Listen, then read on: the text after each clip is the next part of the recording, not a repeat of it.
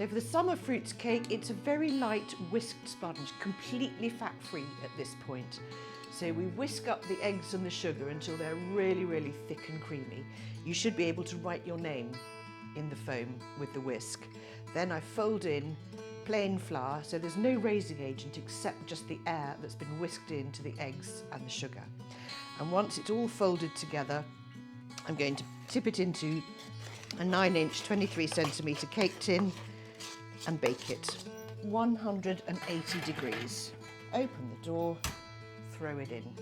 And if you turn the cake and not the knife, you get a much straighter cut. Here's a bar of white chocolate melted by putting it into the bowl and just putting the bowl on the side of the cooker, and the residual warmth coming up from below in the cast iron is melting the chocolate. And then I'm going to pour in the whipped cream. So having put the cream and the white chocolate, half of it goes on the base of the cake. Then I've got some strawberries, which I've sliced and macerated in a bit of elderflower cordial as the filling for the cake. Top back on the cake, and the rest of the chocolate goes on top of the cake. The dark chocolate gets spread over a piece of silicone paper or baking parchment.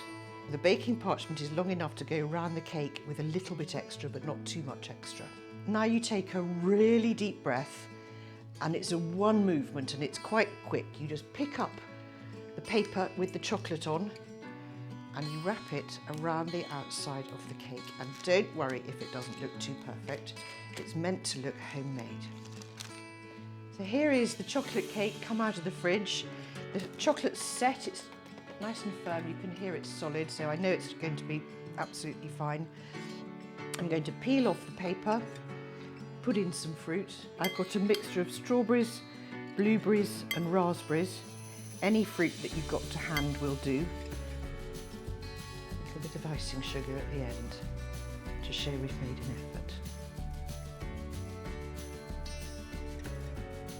ESSE, master stove maker since 1854.